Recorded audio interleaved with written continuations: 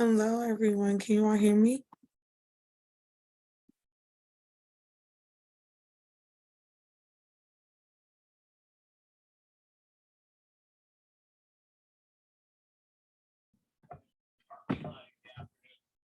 Yes, I can hear you. Perfect. How are you? I'm good, and you? I'm doing pretty good. Oh, that's good. Just a little tired. I understand. There we go.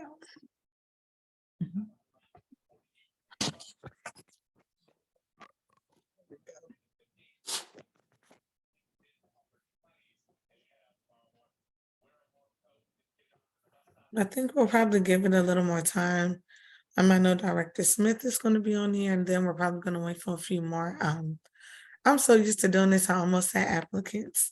A few more residents No problem. join us. All right. So we can just give everybody a little bit more time, and Okay. then we'll start then. So I'll All just give right. it a few minutes, and then I'll hop back on. Okay. All right. I will too. Thank Okay. you. You're welcome. Mhm.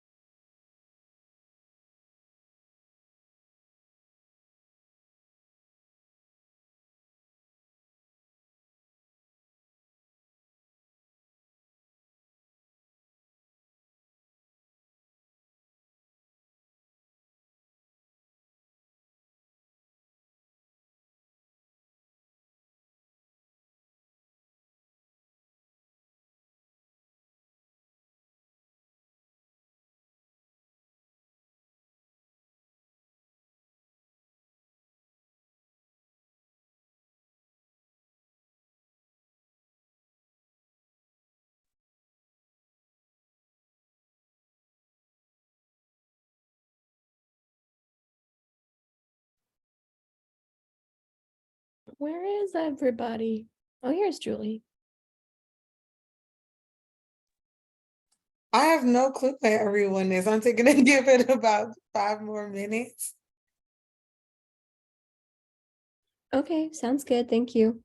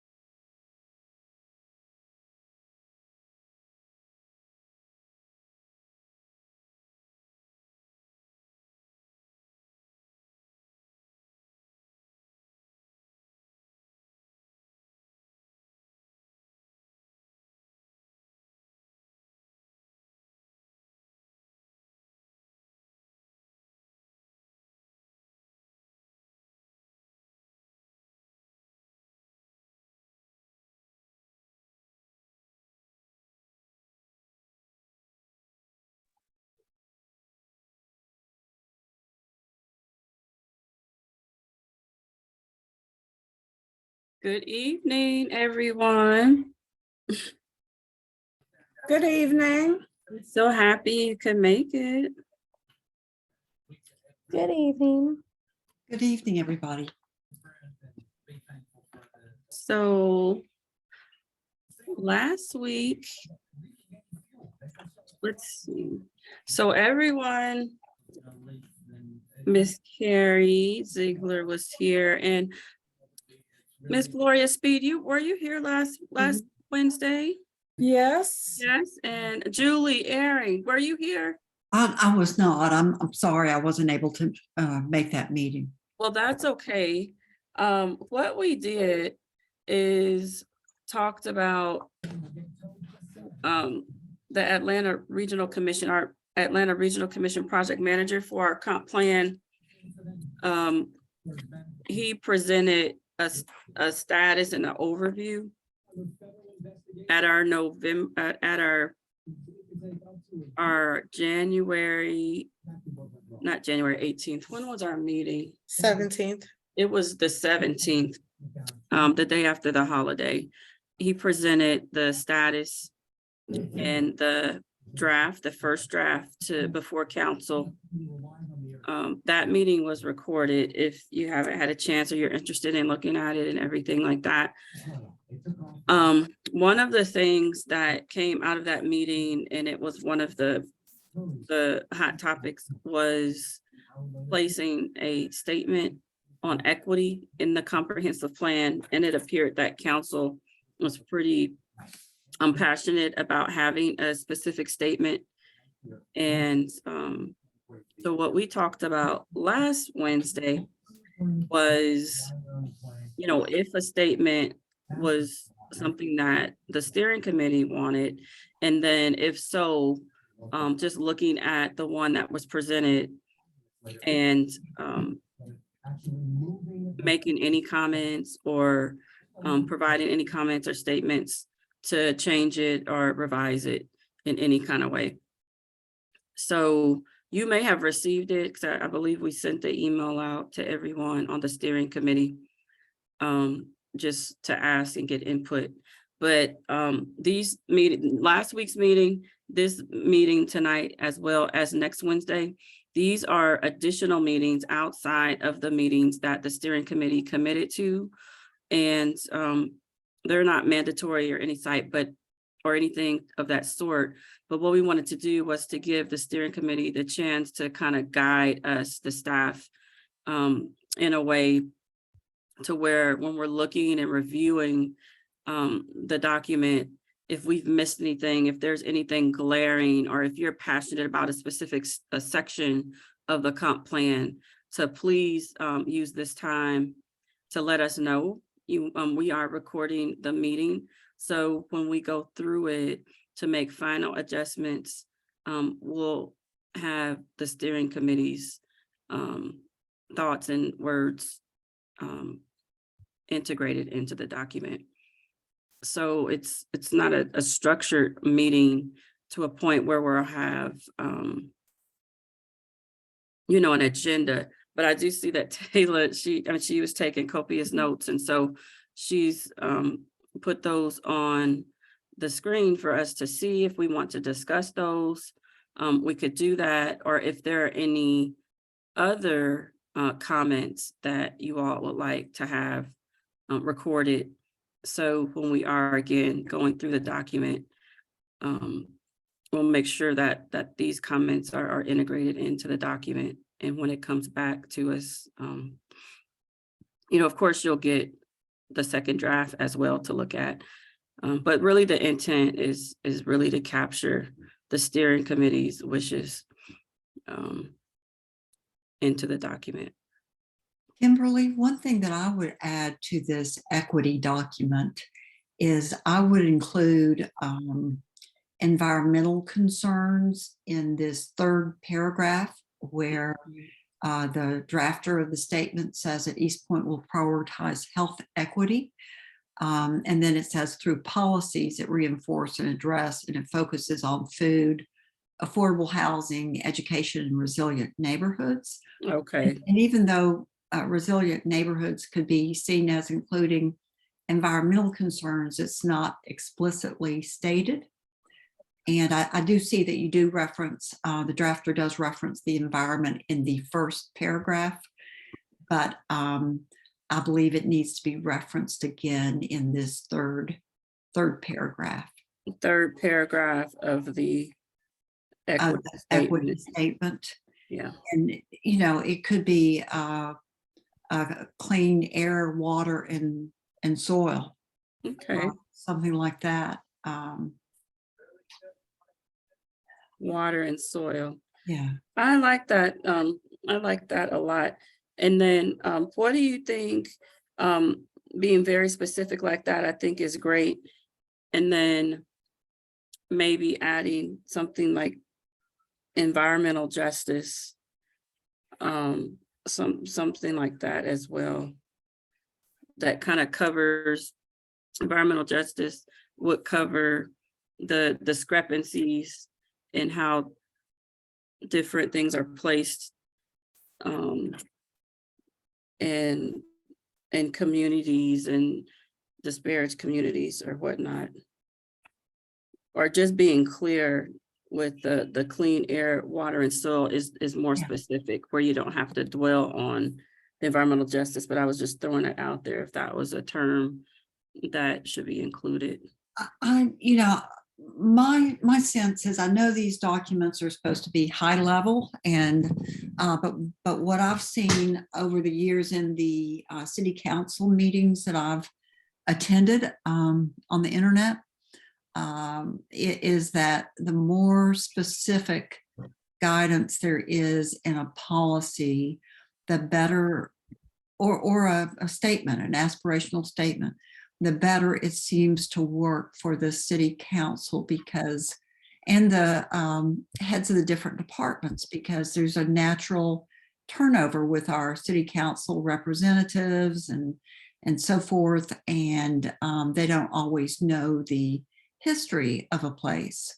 So I think the more specific we can be, the more they'll be able to translate this into something that's actionable.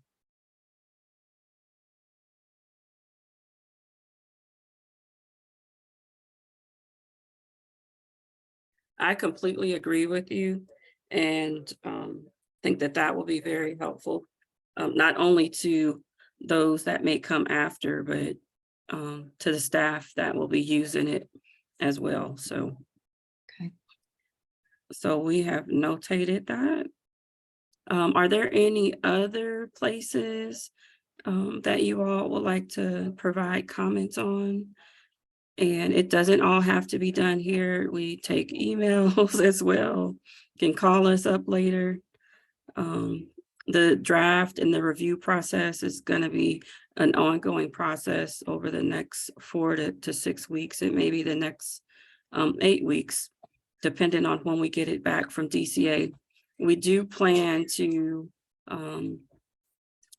ask for permission to submit the draft comp plan to DCA on our February 6th council meeting. And even while it's being reviewed by the Department of Community Affairs, as it's required to be reviewed by DCA, still after that, we'll be up for taking revisions and comments. So I don't want you all to feel like we're under a certain time crunch and making adjustments to the document.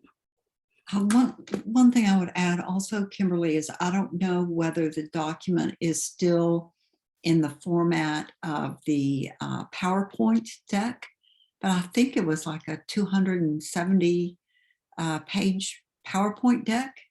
It was quite large, and when I saw it initially, my first thing that occurred to me was it would be better in an 8.5 by 11 Okay. PDF in my viewpoint, and to have clickable links, so that table of contents, clickable links, so that anyone using that document could zero in on the specific area that they were interested in to see what the guidance is.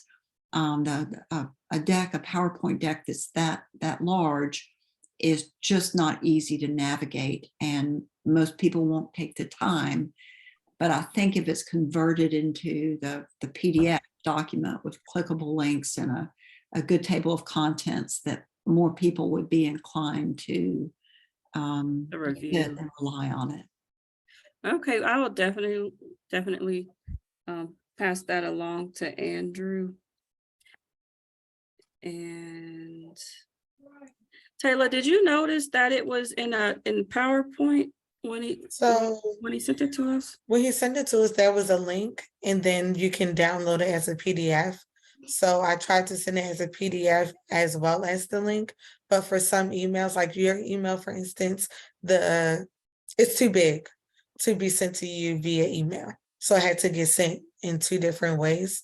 But I do agree that if there were clickable links, since it will be online, it'll be a little bit easier to navigate, because even now when I'm looking through the comprehensive plan for work, I have to type in the certain sections that I want to look into. So that would be probably a little bit easier for me as well.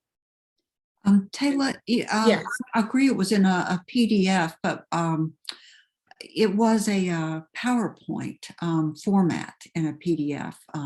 What was Oh, it? okay. That's my recollection. It was like a PowerPoint format, the horizontal PowerPoint format that had been turned into a PDF, as opposed to like a Microsoft Word document. Presentation. Yeah, yeah.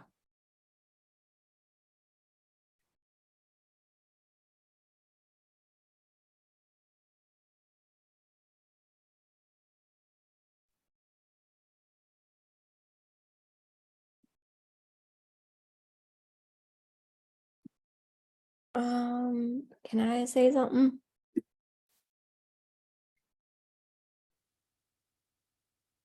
Yes. So on page 90 or slide 90 out of the 270, that's where it talks about the industrial districts. And the first paragraph talks about the industrial areas in East Point. Mhm. And when I read it, it sounds like there's a lot of double talk. It's like, well, this is like the excellent economic provider for it's the major employment and economic provider for the city, with excellent access to major transportation infrastructure, et cetera, et cetera. And so when I read that, it doesn't sound like there's clear vision of what we want our industrial areas to look like, or how we want them to be moving forward. So I think if we had a more like streamlined way of saying things, because in previous slides it talks about how we want to start phasing them out, like start phasing industrial out for mixed use. But it's that particular paragraph that kind of takes you back to, well, maybe they're a good thing, maybe they're essential, and things like that. It's kind of And contradictory, and so yeah, we need to find a balance in communicating exactly what we want. And what we could do is look through the Willingham study mhm. to see if they may have had some different wording on visioning of how, we may want our industrial to look. So I'll look through our Willingham, and we may be able to either wordsmith it and then kind of use some of the terms that they used in that study to wordsmith and kind of capture the true intent of what we're wanting and the way that we want to go with industrial within the city. Mm-hmm. Yeah, and I feel like that that we just kind of are selling ourselves short, and in the comp plan, it's like it kind of has our location as like a secondary thing. I feel like you know, you can change all the things. You just can never change your location. You can't change that we're close to the airport, we're close to the interstate, like all the interstates. Right. And I think if we really highlight that, then maybe, you know, we can have other people think more outside the box and try and get other industries here and things like that. Right.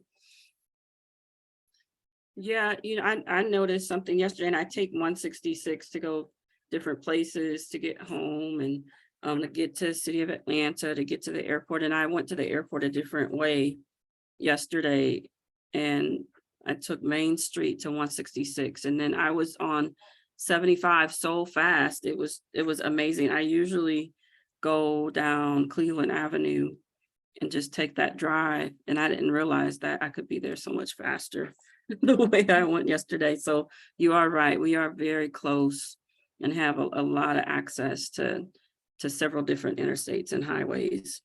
Mm-hmm. And that is a very valuable asset that should be highlighted. Right. And then there's some other things that are kind of conflicting too that I found. So like the Lawrence Avenue, it says that's supposed to be in the future like a town center, but I mean that's where, you know, like Meredith is and Brentag is, and that's where like all the really heavy industrial stuff is. Mhm. And so like I don't know. I mean, I'm glad that that's the future use of it, but you know, I remember when we rewrote the zoning during the pandemic. Right. I think it was Councilman Shropshire who had said something about like if a building is vacant for X number of months or a year or something like that, then it loses its zoning and it can be like dezoned or something. I don't know if that was a thing, if that was put in anywhere, and if we can. Oh, it's the the grandfathering. So if a building is vacant for 12 months or more, then it would lose the ability to come back as the industrial if the city would initiate the you know, the zonings of those type of properties.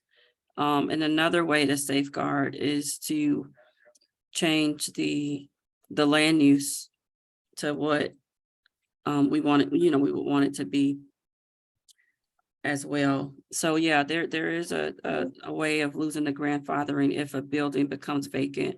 But if it still has that industrial zoning, it wouldn't lose the grandfathering so quickly. They would have to go through a special use permit process.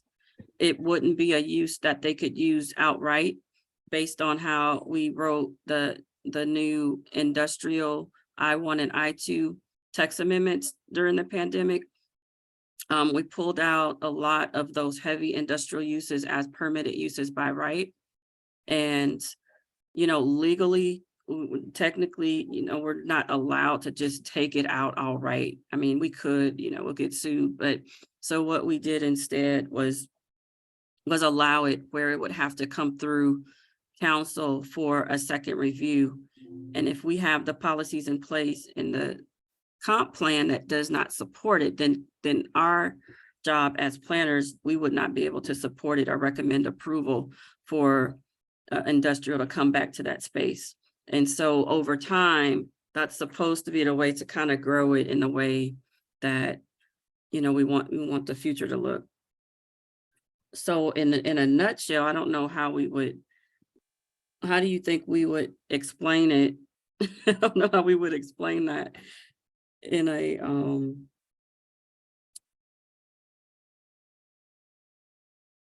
concise way. Yeah, in a concise way.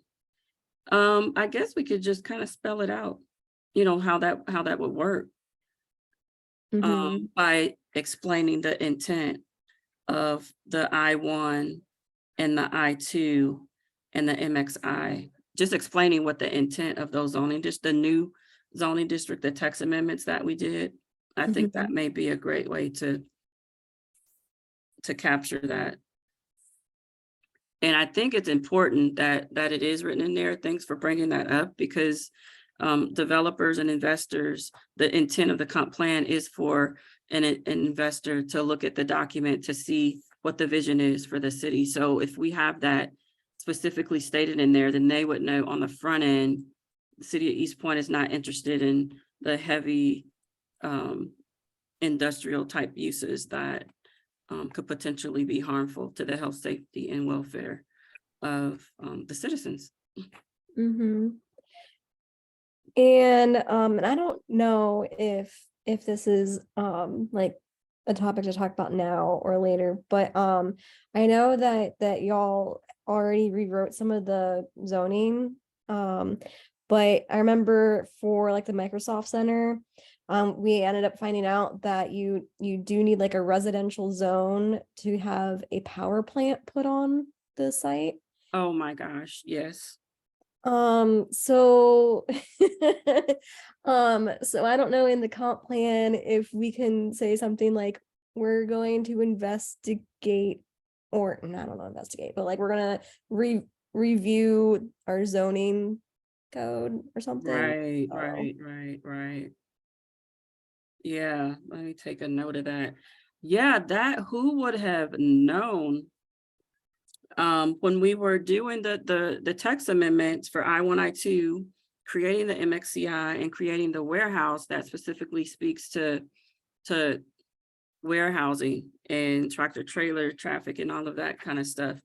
Who would have known to look in our residential zoning districts for the power plant? I mean, how did it get there?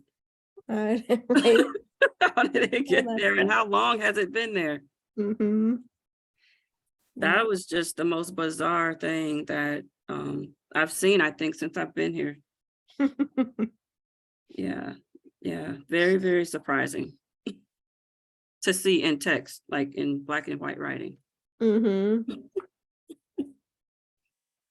So yeah, we do need to notate that our zoning ordinance is going to be undergoing a full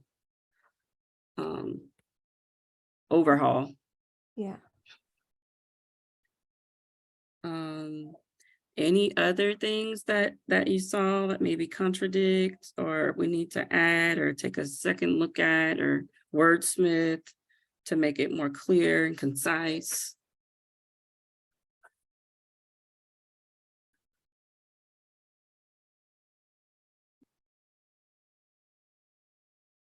So Lawrence Avenue.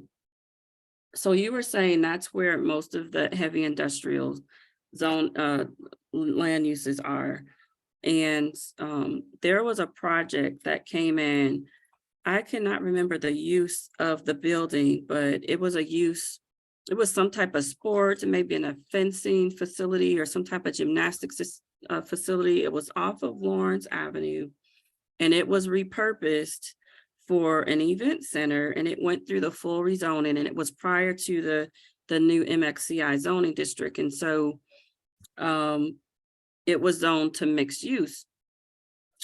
And I remember in the meetings, it's somehow surrounded by, or it's adjacent to some residential properties. And we were asking some of the planning commissioners who had been on, who may have had historic knowledge, because some of the uses in the comp plan in that Lawrence area were geared for residential. And then that was another thing that we took note of to come back to. And so when you said there's a town center designation, what are your thoughts on that whole Lawrence Avenue area that have some of the heaviest industrial uses still in play that are in a pretty close vicinity to residential? I would say that residential is out, like completely out.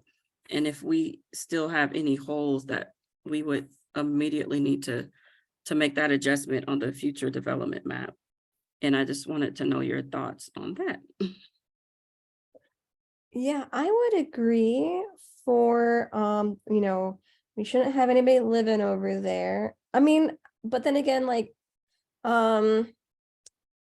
wasn't the development by Glenwood Kroger, wasn't that all a bad brownfield and now it's like really nice townhomes and stuff? Oh, yeah. So, yeah, repurpose. So, yeah, I mean, we Mhm. just need to think, what would be kind of a buffer or So- multifamily or a mixed use development. One of the differences, though, I actually lived across the street from that area that you're referencing, Carrie, and at the time that they repurposed that land, it went from being just a vacant land to, like you mentioned, townhomes and mixed use. They didn't have, there was only one active kind of a industrial, light industry place nearby, but it was mostly all residential, and that was unused land. I recall, Kimberly, the situation that you referenced of the man who purchased the property that was perpendicular, the street dead ended into the Meredith facility. Right. And I was on the community zoning planning meeting when Tony walked everyone through the proposed use for that. Mhm. And I was perplexed that it was listed as residential. Right. It seems to me, since I had not seen anything coming from East Point saying that it was zoned residential, that's clearly in the heavy industry area, the heavy industrial area, heavy and light industrial area. They're kind of Right. side by side. And I was wondering if it was something from Fulton County, because we also had something that came through zoning of a lady who was purchasing property that had been used for some kind of wood. I don't recall the specifics. And she was wanting to have a healthcare practice Yeah, there. Dr. Ojolade, yes. Yeah, and she went through in detail what Fulton County records said and what East Point records said, and she had really looked at it in detail. And I think the kind of contradictions that she found through how the land was being used and had been used for many years, how it was zoned, and then what Fulton County had to say about it. I just wondered if that perhaps may have come into play also with the man who bought the space by Meredith and turned it into an event space. Yeah, I mean, that could well be so. And I think that sometimes, Fulton County, they're the ones in charge of tax assessment. And so their job when they come out is basically, what is the land being used for? And then they assess it in that manner. And they have their own set of codes that they put in place just for the tax assessment process to keep, to do their jobs. Fulton County has no jurisdiction over zoning within any incorporated city that may be located in the county. And so their tax descriptions and codes are held completely different. So I believe that based on the information I read this is for the Dr. Ojolade property, where she was wanting to use it for a psychology office. It was a house, there's a house on site, but over time, there's maybe 2 buildings on the property as well that were used for wood shops. And I think a hobby may have become a business over time. And so once Fulton County assessors come out there and see that wood shop working, then, you know, they automatically, oh, this is industrial, this is commercial, because that's how they were using it. Even though the zoning, it's a secondary use to the principal use of the property being a home. And it just happened to be big enough to have those facilities on site, and who knows what they were doing with zoning back then, because apparently this was happening like many years ago and was in place for decades. So, yeah, we really, I mean, we don't know, you know, how they were using it. We just have the records that it was used as a home, and then it had a home workshop on there. So, Well, I think one of the things that had been brought up in council and maybe a while back, and you may have referenced this earlier this evening, I'm not sure, but whether East Point can proactively, I mean, to the extent that East Point can proactively rezone these empty buildings before they get rented out, that would be really helpful, because I know at some point in this deck, it talks about how East Point has heavy industry, and that's rare for a city. And then it goes on to say at another point that there's a buffer between the heavy industry and the neighborhoods. And I think that line should be taken out. I don't have the page number in front of me right now. I'll have to search the deck for it. But that should be taken out, because there's not. right, and that's what we want, is to provide for a buffer. So maybe that was a mistype, and someone may have brought that up in our last meeting. It was me. Oh, yeah, yeah. I think we have notes that that's something we need to take out, because it's certainly not the case. And I see it now. Let me see if I can see the page number, that it's 4048, I think, on the right-hand column, target industry analysis. On the right-hand column, it says industrial areas largely buffered from conflicting uses. Yeah, yep. So, Yep, I believe Carrie caught that last Okay. week. Okay. Thank you. all right. And in that same vein, could we have some kind of acknowledgement that a buffer may not be sufficient?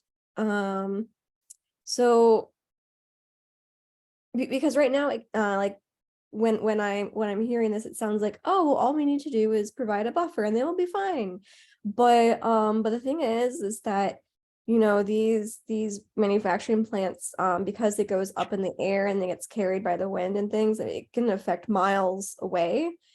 So, you know, a buffer is nice, but I think that it would be better to also say just emphatically, like, you know, we're trying to phase out these legacy industrial facilities or something. Okay.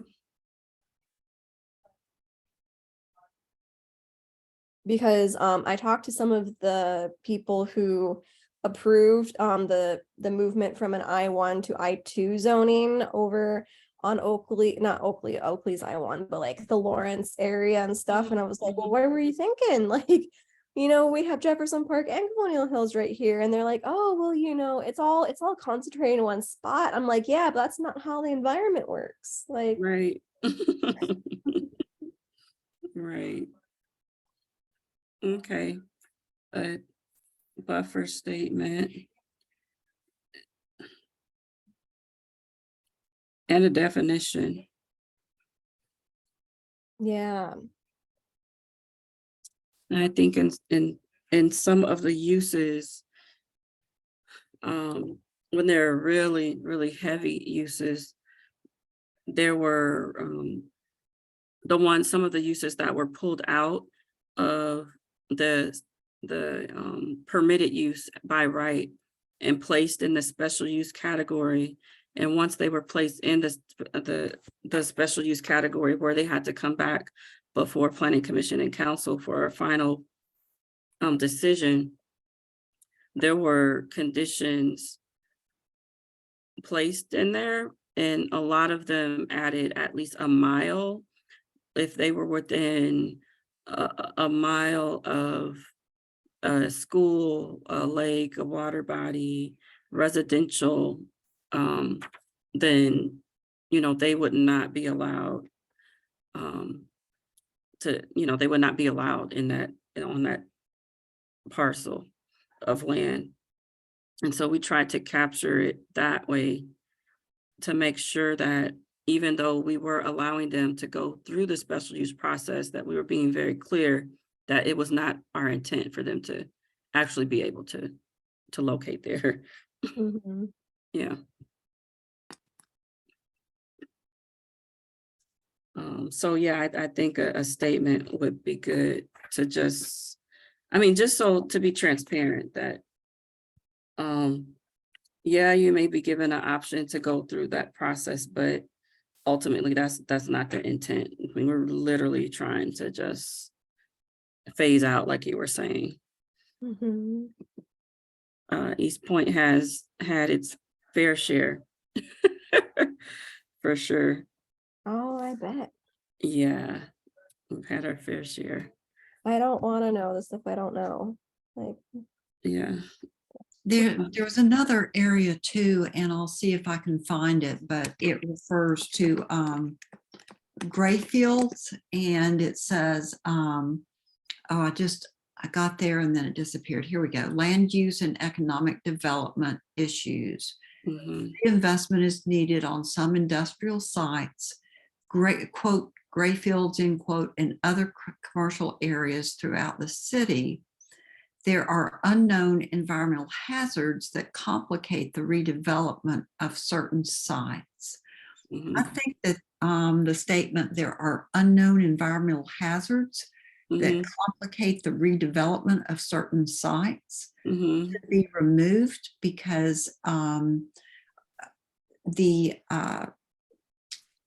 CAPs, as they're called, which are the corrective action plans for some of these sites, go into great detail about what the environmental hazards are. Mhm. And so those hazards are known to anyone who wants to get a copy of the corrective action report for some of these industrial sites. Okay. There's no real mystery about it. There may be arguments between whether company A or company B is responsible for groundwater contamination in a certain location. And that argument may be because they both contributed to it. And it's a question of how much was contributed by each company. But even though there may be disagreements between the companies or among the companies about the percentage of their responsibility, the hazards are known. The environmental hazards are known. They are known. Yeah. Okay. You said you can get those reports from, did you say the EPA, EPD? It's the East Environmental Protection Division. EPD. right. Yeah. So for all of the hazardous sites that are in East Point, they have a manager for each one, and they can give you a the corrective action plan. And some of those are really stalled, and that they should have been approved by the EPD a long time ago. And sometimes they haven't been approved. One of the reasons they haven't been approved is because they haven't had a community engagement meeting as required by the Southern Piedmont area, which is forested and has underground contamination. So the hazards are known for anybody who does some research and asks for the documents from EPD and or EPA. Right. It So takes, we can work to strike get- that comment about unknown environmental hazards. yeah. So I wonder if there's a map available that would show those sites in East Point. I wonder, can we get a hold of that and have it as maybe an exhibit? The EPD does have maps that show where sites are in East Point or elsewhere. Right. They do. Years ago, we had pulled up those maps. They may have changed since we pulled them up years ago, because I know some of these sites are working to make corrections, but the EPD could provide a copy of the current sites.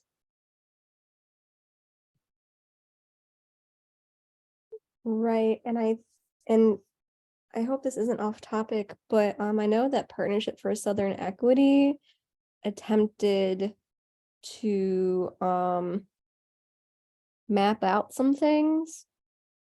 And I don't know how much y'all look at that stuff, but when we took a look at it, there were a lot of errors on it.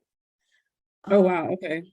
Like a lot of really bad errors. And so I would just suggest to look at the map from EPD that Julia is suggesting. Okay. Mhm. Okay. Yeah. So that's another question. Well, no, I'll just leave that. Yeah. So we'll look at that. We'll look into that with the EPD to see if it's something. It may be something that we can just, put in East Point, and it may populate a map for us that we could easily just add in, as support information. Maybe it could be an appendix, or we could put it in the equity section of the comp plan. I think that's a good idea. Yeah, it's a great idea. A reference map. And that would help us as planners as we come along, when different types of developments come to us. It'd be at our fingertips where we don't have to go search for it. We could just Right. put it in there now. Mhm. Yeah. Yeah, and East Point's really small. Yeah, 12 square miles, 12.4, right? Yeah, and Southernwood Piedmont is a huge site. Mhm. And that's a lot of land being locked up behind barbed wire fencing. Mhm. So it would be so cool to get that redeveloped into something. And because the Aya Tower is there, and MARTA is down the street and everything, and Right. it'd be cool. Okay. What did you called it, a Southern Piedmont site? Oh, Southernwood Piedmont site. Oh, okay. Got it. Yeah, they manufacture telephone poles. Yeah, that site. Yeah, got it. Mhm. The other thing, I don't recall seeing, maybe I overlooked it, but the brownfields effort, and talking about the things that are being included in the appendix and such. I know I had, and talking about rezoning things or making better use of things, I had submitted a suggestion to the Brownfields group on a kind of a nature preserve corridor that would go from Oakley, where there were some buildings that were at that time not occupied, as far as I could determine from regular walking in the area, Mhm. and would connect through the creek that then flows into Brookdale Park, and just provide more of a larger natural space for some of the wildlife that we have, whether it's the owls or the hawks or the foxes or whatever Mhm. it might be. Right. And I had to follow up to get an acknowledgement that I had sent that idea in, and that I was assured that the committee or the group would look at it and evaluate it. I didn't hear anything back from it, from that group. So I just think that it might be helpful to somehow, I'm not sure how it would best be phrased, but there's such a strong connection between the economic development, the brownfields, the planning group, Right. and that just needs to be strengthened in the form of responding to community members who take the time to sit in on the meetings and Right. then actually write a recommendation for how some of the brownfields could be used. Yeah, that would be an enhancement to the economic development section. So was that something that Maceo Rogers and Aaron Rogers, were they a That's, part of that group? I don't know about, I'm not sure about Aaron. I think Maceo was heading it up with the consultants that the city had hired. And I did submit two, I don't know what to call them, ideas, documentation of how the brownfield areas that they were focused on, the areas they were focused on. River Park, Jefferson Park, they told us were their focus areas, and ideas about how they could make changes to improve those areas using the brownfields assessment grant that East Point Right, yeah, got. that grant, okay. And Maceo was on last week, so okay, that didn't come up, but I'm definitely taking a note of it. There may be, because I know he had to do an extensive report on how those funds were intended to be used, so I will definitely follow up with him to see what he has as far as recommendations from the community. okay. I did submit two.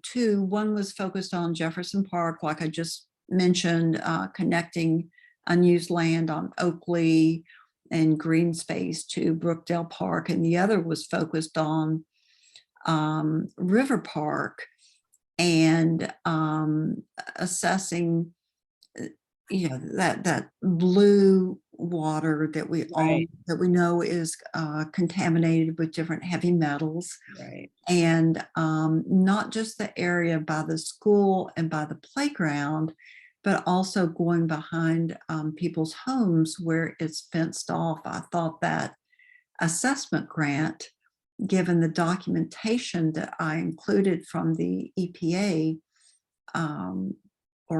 EPA, would be something that could be included or funded in that grant. I did get a response from someone at the EPA who was on the Brownfields committee and told me it was not her department. It would go through another department and someone would call me back. But I did not hear from that person. So I did submit two detailed ideas for how some of those funds could be used in the priority areas. And I would like to see the Brownfields group strengthen its follow-up, Okay. or follow up with citizens who take the time to make requests. It may be that my request for whatever reason didn't fit within all of their parameters, but then it would be nice to know which parameters it didn't comply with, for example, Right. if that's the case. And I don't know what the case is or wasn't, because there wasn't a follow-up. Right. Okay. I'll check in with Maceo on that. Because that's definitely something that could be added into our comp plan. Yeah, yeah. For sure. In the economic development section. I mean, it overlaps with environment, but the industry definitely has used brownfields and gray fields as an economic development tool because it's a way to repurpose. And so they're giving out grants and monies for those type of things. So I will definitely follow up with Macia on that. Okay, all right.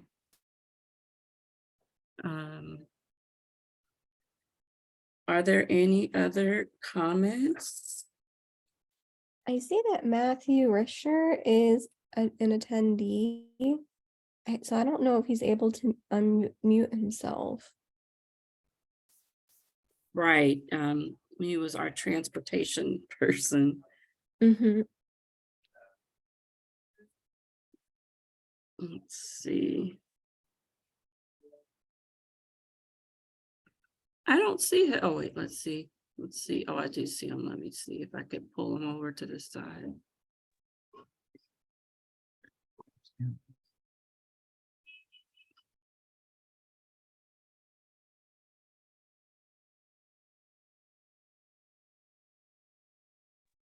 I'll just say I appreciate the informal format of the meeting.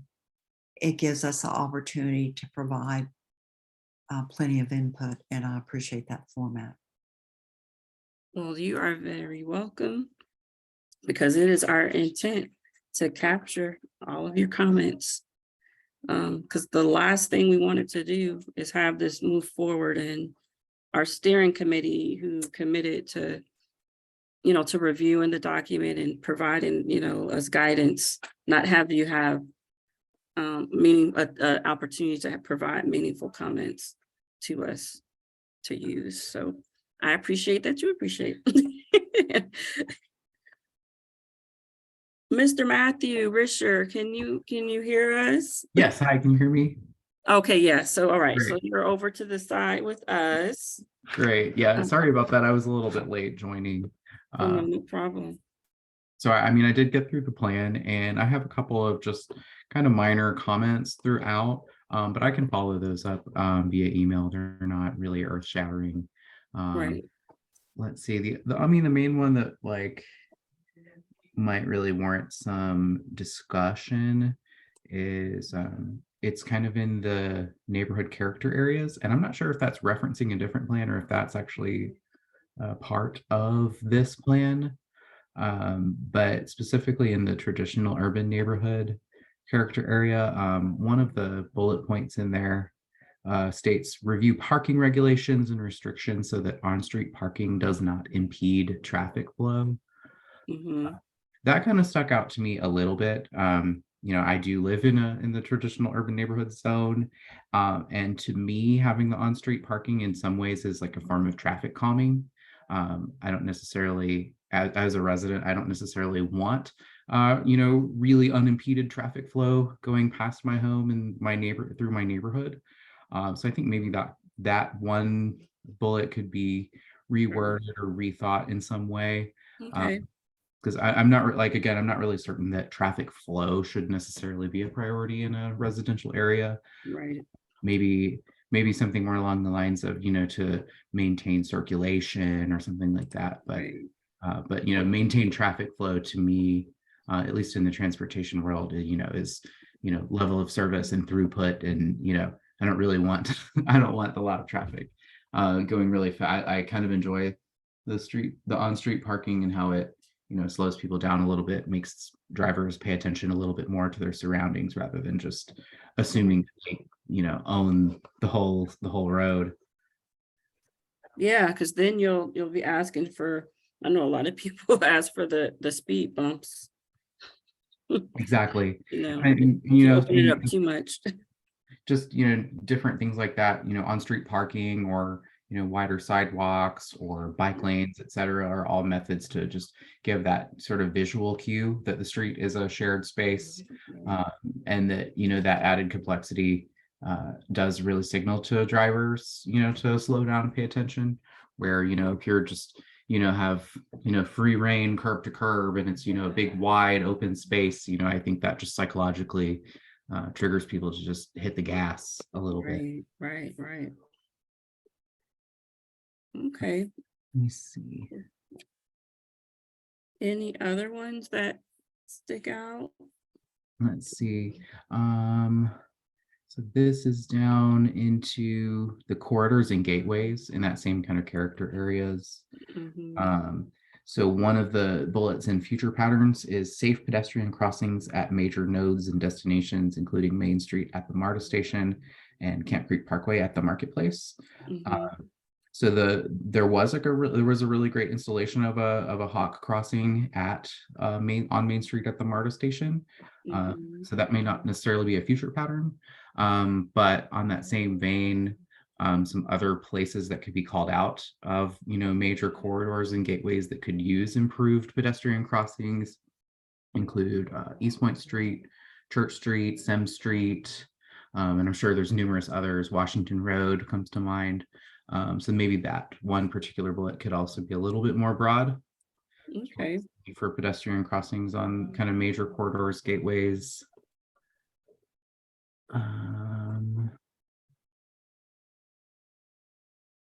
So that was the kind of the main things that stuck out to me. There's a couple little other minor things that I'll put in an email and make sure to get over to you. Okay, good, good. Well, thank you for that. And these are all going to be very important. I think the details or how detailed our comp plan is will definitely help us in the future to maintain the city and to grow the city as you wish. Great. I didn't have anything else. Ultimately, I really was trying to capture you all's comments and concerns and just give you the opportunity to do so. If there isn't anything else from anyone, and you're more than welcome to send them, to email them to zoning@eastpointcity.org. That will be fine. We had a formal comp plan email address, but it's really long, so I'm not going to bore you with that. You just send it to zoning@eastpointcity.org. And we will definitely get it, and we're have a running list of all of these things, and we're sending it to our project manager, Andrew Smith, as we get it. And again, I just want to reiterate that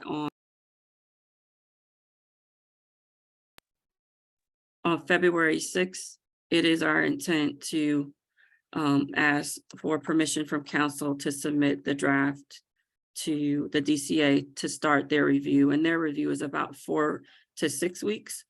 And again, during that time, we're going to be taking comments during the entire time. And after that, they say, yeah, it's great. You can move forward with the adoption. It's going to go through a formal approval process, which would include our citizen zoning information meeting, planning commission work session, planning commission regular meeting, and then it would go on to council work session and council regular meeting. So we're gonna have at least 5 additional meetings to have discussion and public comment on the document. So I just wanted to let you know that, and once we get it back from DCA, we'll obviously have it on the schedule and on the website, so it can be transparent to everyone where we are in the process.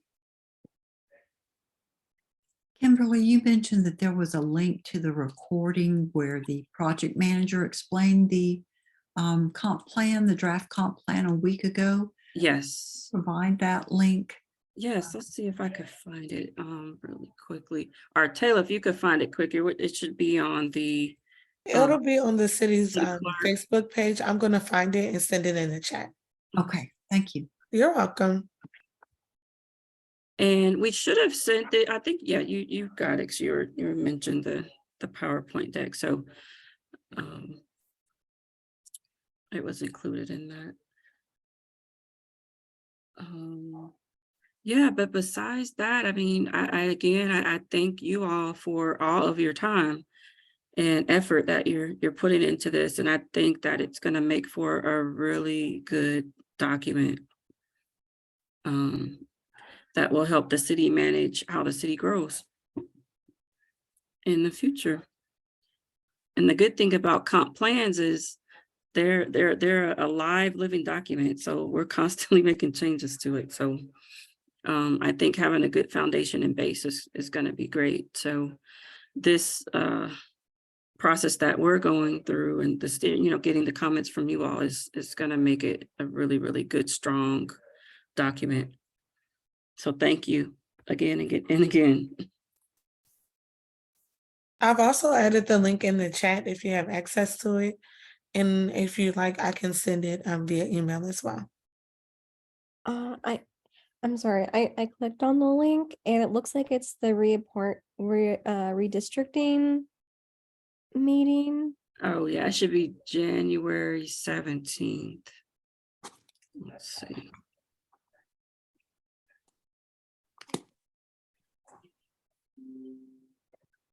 Did Gloria have anything to say? I thought I saw you unmute. No, I'm fine. I was just taking notes. Oh, okay. Okay, thank you. Mhm.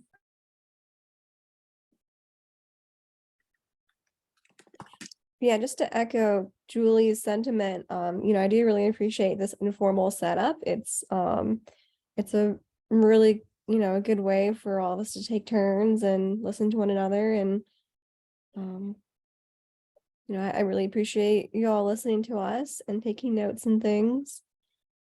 And we will be here again next Wednesday to do it all over again and kind of summarize what we have so far, and just continue taking input.